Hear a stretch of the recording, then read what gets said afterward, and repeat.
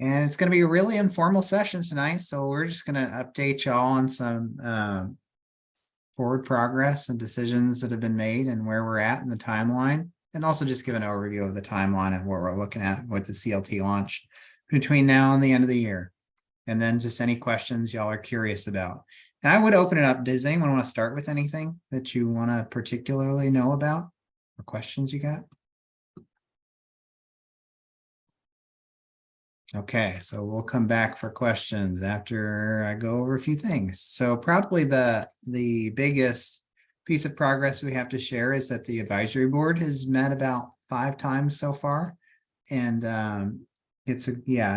we have gone through both like a training with Jason Webb, who's our consultant, technical assistance consultant from Ground Solutions, really trying to first get the advisory board up to speed on how the CLT model works and the different decisions and components that are a part of it, including one of the first things we've tackled is looking at the resale formula, which is kind of the main way that the Community Land Trust keeps housing permanently affordable in perpetuity. So that really helping the advisory board understand appreciation, the difference between appreciation and also equity. So the appreciation of CLT homes is limited. So instead of the market, you buy a house for today for $100,000 and then the pandemic hits and then housing prices double and then it's worth $200,000 or $300,000.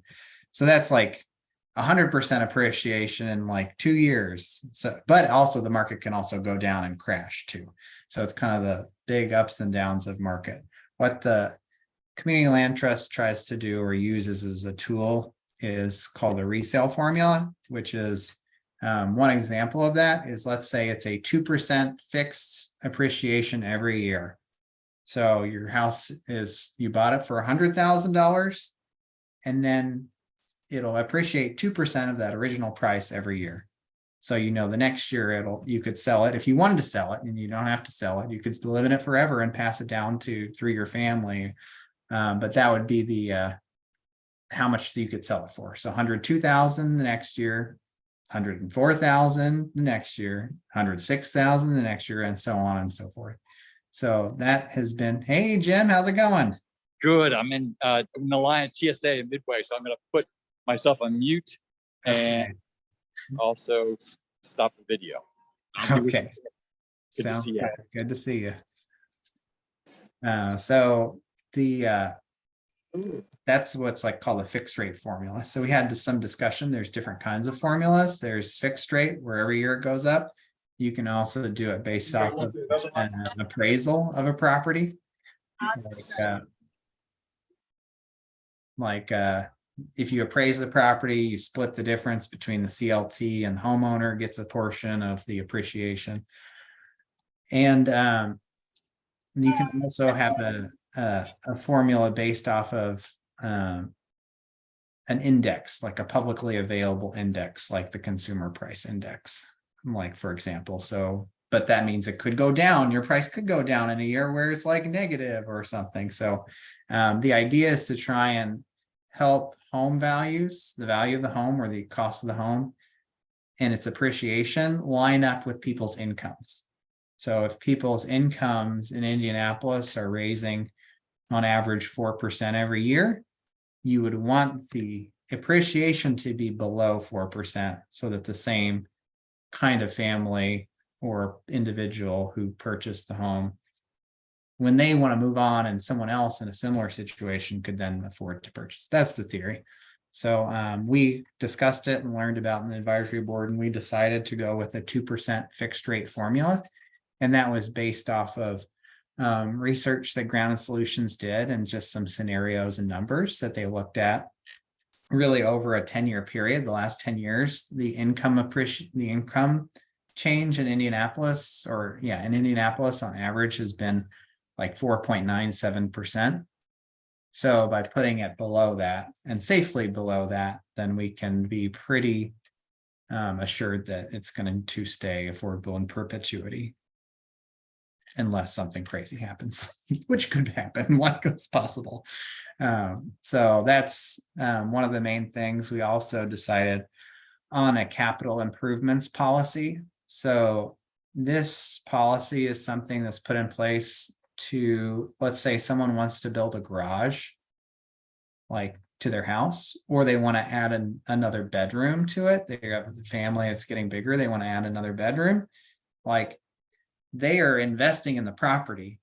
So you want to, help compensate them in some way for their investment because it adds value to the property, which is going to stay in the community land trust in perpetuity. But you don't want to give them so much value in terms of appreciation that it won't be affordable for the next family. So it's kind of a balance approach between wanting to make sure people are incentivized to invest in their home, whether that's things like additions or even maintenance, things like replacing the roof, replacing the HVAC system, replacing the windows and doors to make it more energy efficient. You don't want it so that people feel like, oh, I'm not going to get appreciation, so I'm going to just not improve the home or keep it up. So we discussed a lot of stuff like that. And that's kind of there's some differences between repairs. So we talked about the differences between repairs and capital improvements. So capital improvements are things that substantially increase the value of the home. So replacing major systems, like major remodeling projects, adding square footage to the house. Like if you had a basement that you then finished out in a way that was done really well, then it would add value to the house. Or like a garage, or adding a deck, stuff like that. Stuff that's not a capital improvement is like repairing something that's broken, repainting a room or a house, because and again, it's meant to be like a substantial investment in the property, so that you're not like counting, okay, they got $100 that they invested in, we got to keep track of like 1,000 like things they've done for the house. So and so that's we talked over the policy, and we agreed that we wanted to have a capital improvement policy that had a couple of triggers. One is if it's 10%, the threshold for the investment is that it's 10% or more of the original purchase price. So if the house is bought for like $100,000, the investment has to be over $10,000. It has to be a qualifying capital improvement. So the things that I just mentioned, there's a list, but it won't be necessarily exhaustive. And it also has to have a useful life of over 15 years. So if it's something that's, because again, the average time a homeowner stays in the home is 10 years. If it's something that's going to be good for 5 years and then go away, then it's not really a permanent improvement to the home.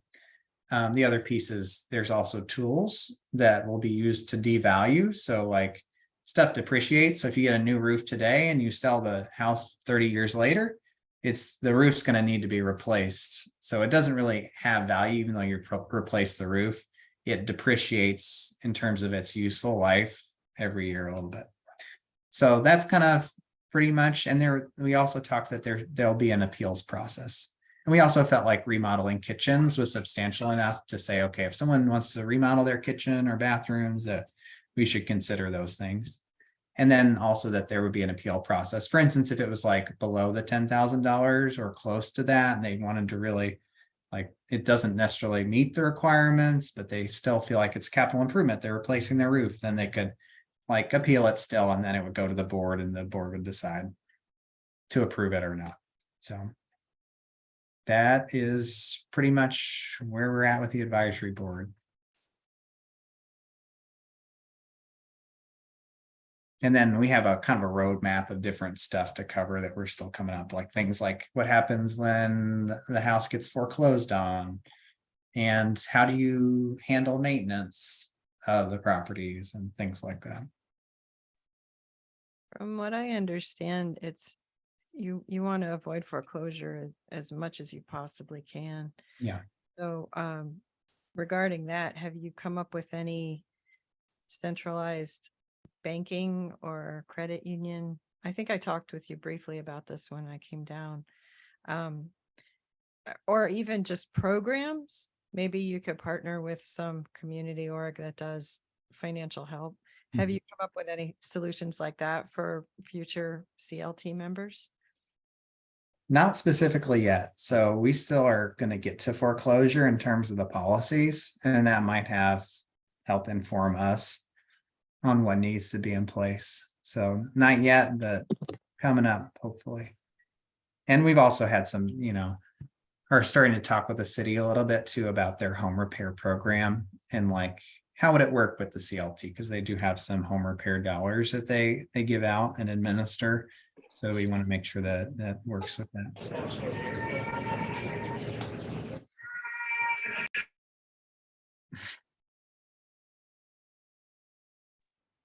This may be a silly question and way like ahead of things or way behind. I'm not sure, but are there locations in mind already, or is that way later in the process? So, and by locations, you mean locations that the CLT will like be housing? Yeah. Hey, Jim, I'm going to mute you until you. Yeah, please do, because I can't understand why I cannot mute this new version of mute. It's okay. Please do mute me. Okay, and Claire, you meant by like where houses are going to be or CLT residents? Yeah. So the only thing we've done so far is talk about the general like area it's going to serve, which is going to be based off the city limits, at least initially. It could expand from there, but Marion County being the city limits. And it kind of depends on the model that we choose to go with in terms of what the CLT program is going to be. So for instance, if it's a program that's like a buyer-driven program, what they call buyer-driven program, home buyer-driven program, people could buy a house like on the market. Like if there was a house on your street that's for sale just on the regular market, people can buy it and get assistance from the CLT to make it affordable. So they could, let's say it costs $250,000, but the CLT is able to leverage resources to provide $100,000 in cash so that that person only pays $150,000 for their mortgage, which makes it affordable for them in exchange for it being in the community land trust. In that case, it could be anywhere that people want to live as like as a location. Okay, that's helpful, because I remember in that training, one of the models he showed us at least was like the housing was centralized, or not centralized, but it was all together. Yeah. And a lot of the questions that a lot of the questions were, could I not donate, but like add my house to the land trust after it was established. So that's helpful. Yeah, and in terms of that is something that we are considering, but and will need to be explored more. So that there are programs or CLTs that work with existing homeowners who are, for instance, potentially facing foreclosure or tax foreclosure, where they're going to lose the house or they have major repairs. Again, it for us, we are going to be careful and learn a lot about what makes sense, because we don't want the CLT to be perceived as potentially being predatory toward elders and or people who are in desperate situations. But at the same time, we want to have the CLT be a resource for the people in our community and what they need. So it's to us, we want to make sure to balance and keep both of those things as we're considering what makes the most sense. So, Allie, can you share with us, like you talked about launching the CLT, I think you said about the end of this year. Can you share with us the timeline in the context of what are the major things y'all plan to cover and what will have to be decided in order to launch the CLT this year? What things have to be? So I'm going to share a short slide that just shows kind of what we're looking at least for the rest of the year. So we are right here. Well, actually, we're just entering July, but we've selected the advisory board, which we started meeting, selected the resale formula, have been onboarding staff members and team members like Stephanie and others who are on the team helping out. And developing CLT model options. That's actually going to come a little later once we get through some of the other stewardship things. July, August, we're really looking at community workshops and looking at ground lease. And actually, we have decided we're going to go with a ground lease versus deed restrictions. And that's mainly because of HUD policy issues require for certain government funds to be used for projects, require us to use a ground lease. Set up our Salesforce, which is our data management system, file the 501c3, and we're in the July to August time period, and establish our policies and procedures. So things like the capital improvements policy, it's like that, and maybe like 7, 8, 9, 10 more other major areas that we need to cover. September to October, and also community workshops. So we're really starting in August, thinking about really hitting and making sure that both partner organizations and community organizations and community members and neighbors know about the project and can have input on, what should it look like.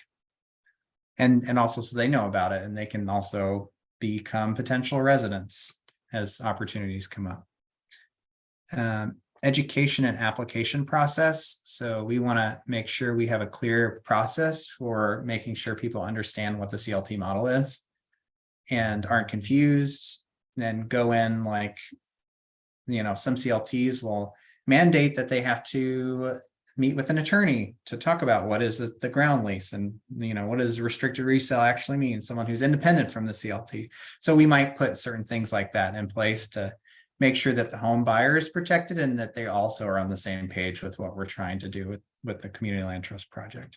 And also, what does that application process look like?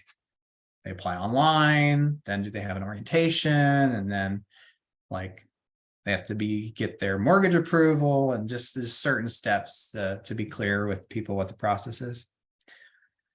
Business and staffing plans, so looking at the longer term sustainability of the organization, the CLT, and then selecting some CLT models and pilot projects, which is similar to what we were talking about with the home buyer. Is it going to be primarily a home buyer choice initiative? Are we also going to try and work with existing residents? And then are we going to partner with developers and build new housing?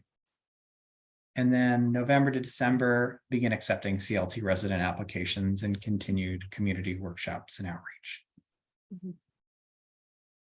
No, Alan, I have a question because you shared, I think we shared on another meeting, which is the August timeframe when you're doing the community workshops, or when the name of the CLT will be determined, or when input on that will be gathered. When does that take place?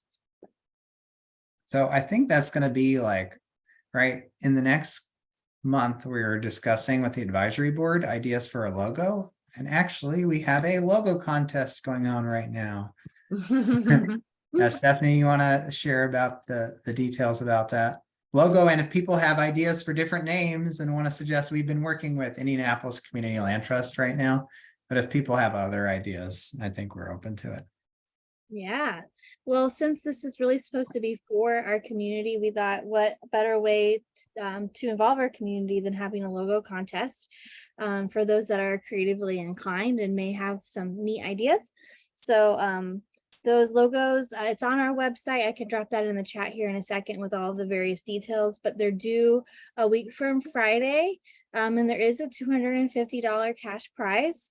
And then our advisory board will be reviewing those along with a mission statement. Obviously, we want those to align together. And then that's also one of those things that's really helpful to have as we start that community workshops. Having the branding for those, having the mission statement, those things kind of inform some of those first pieces there too. So it's all kind of in this flow, as you can see. Thanks, Stephanie. Yeah, and that information's on our website, clt.kepra.org. But please share it if you know anybody that's creative. It'll be on our social media soon, but would love to just see some really different options that just kind of spark interest, and yeah, really excited. Oh, I'll put it on my Facebook page.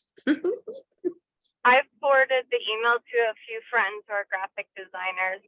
I didn't look at the link yet. Is the mission statement on there, or the mission statement will be created in conjunction with the logo? The mission statement is still in progress as well. Okay. Okay. Yes. But if they want inspiration, they can go to the website, which has some language that I think will be proximate to what we come up with. Sounds good. Yeah, thanks, Claire. Appreciate you spreading the word. Thanks for the website. My niece is out of college, so I don't have a current email for her. So I just texted her the website. Okay, great. Thank you. I have a question. What is the role of, like, those of us on this call who aren't staff and aren't advisory board members? What are you looking for from us in that capacity? Well, I think good and hard questions, ideas from your own experience, So I think helping also us spread the spreading the word. word, for things like logo contests, the needs that we had related to like realtors and lawyers, like we don't know necessarily all the things that we're going to need. And that's just going to be evolving. So the more people that can help spread the word to get those needs met and involve the community, the better that will be. Okay, awesome.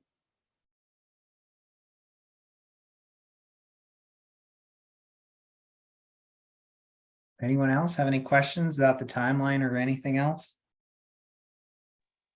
Yeah, things have quieted down here a little bit. Thanks. I'm Jim, sorry about the You want muting to problem. check in real quick? We did Yeah, so color can and you- your homemade Oh ice my cream goodness, flavor. oh my Lord.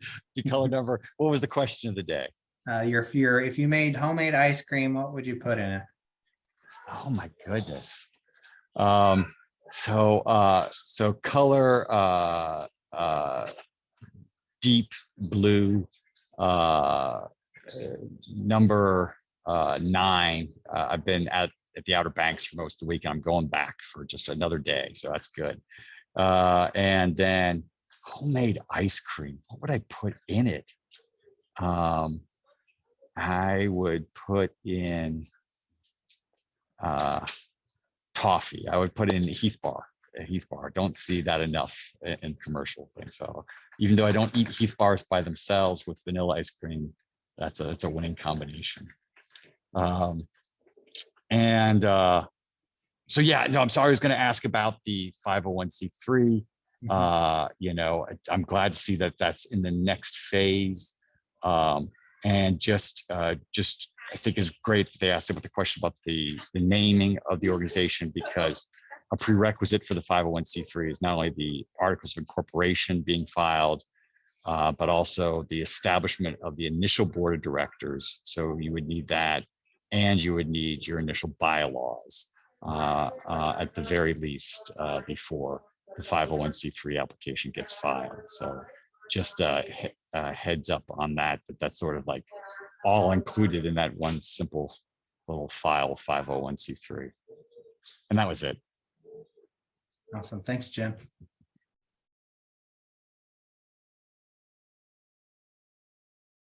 When I spoke with you, I thought it was called the citywide CLT because you kept referring to it like that. And then I saw the thing, the logo announcement, and I was like, oh, it's Indianapolis. And so I keep changing the video that I made with the interview for you. So maybe we just need to sit on that for a few more weeks. You have a name. Now you can use Indianapolis CLT for now. That's been our working name. All right, cool.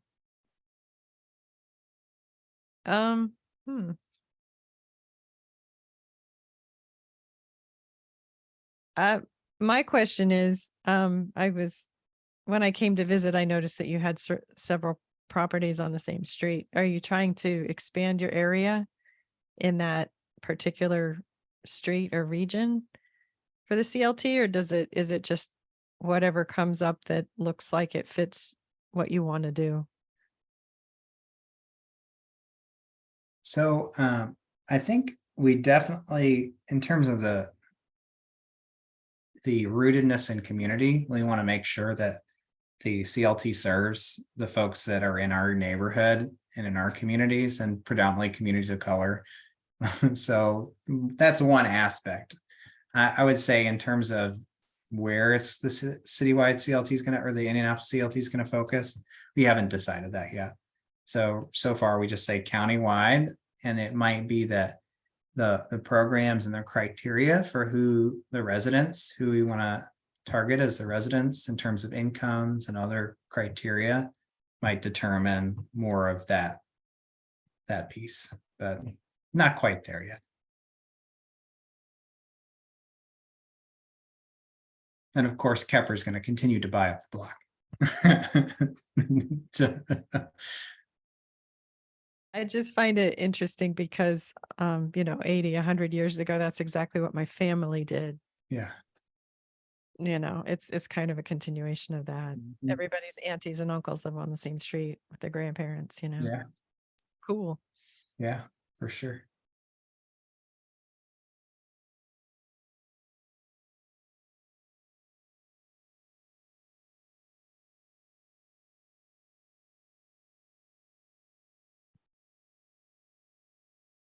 Any other questions?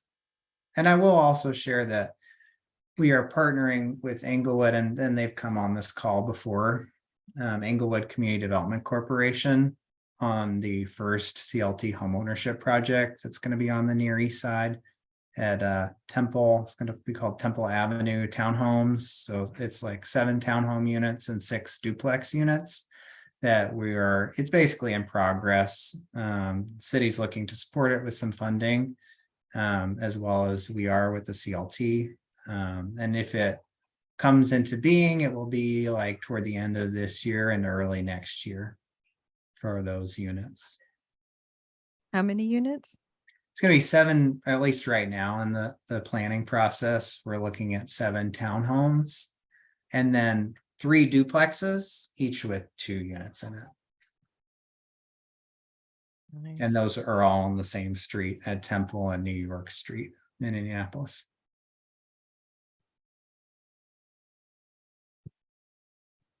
Awesome. Oh, and tomorrow our mumbo jumbo conversation is with Jeff Bennett from the city, right? Yeah, so for those of you who don't know, Mumbo Jumbo Community Conversations are weekly online community conversation.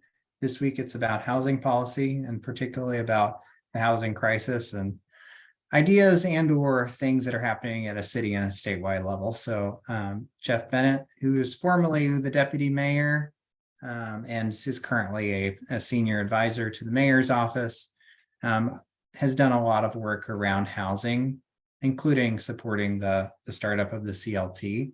So he's going to join us 3 p.m. Eastern time tomorrow on the Zoom, and I'll put the link in the chat. Let me grab it from the email. So yeah, if y'all are free, it should be an interesting conversation.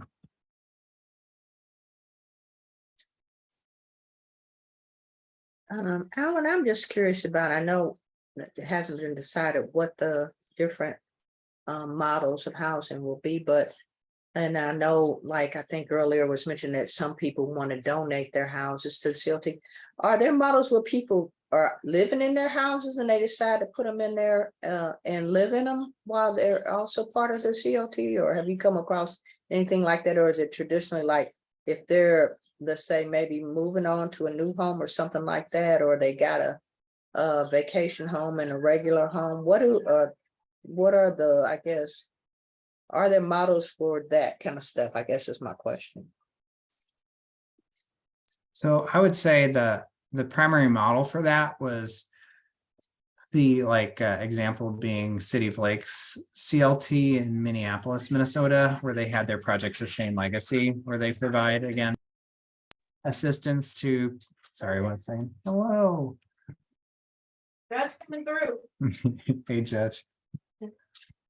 Where they provide assistance for people who are like facing tax forfeiture or have huge major like deferred maintenance on the house, major renovations, and for people like to make it habitable, Mhm. or keep it habitable that they can't afford because they're like on fixed income or elderly.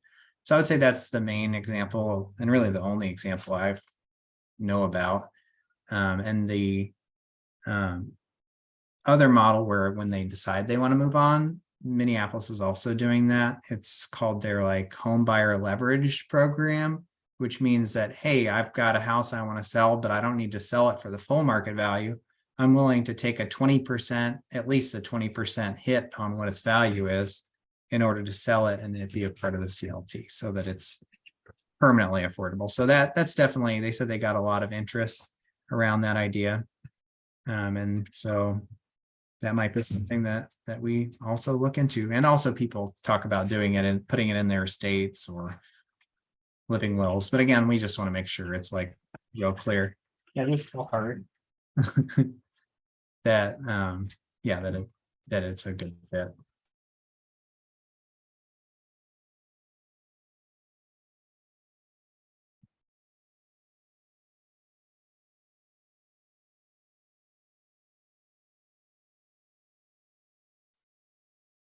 Any other questions tonight or thoughts?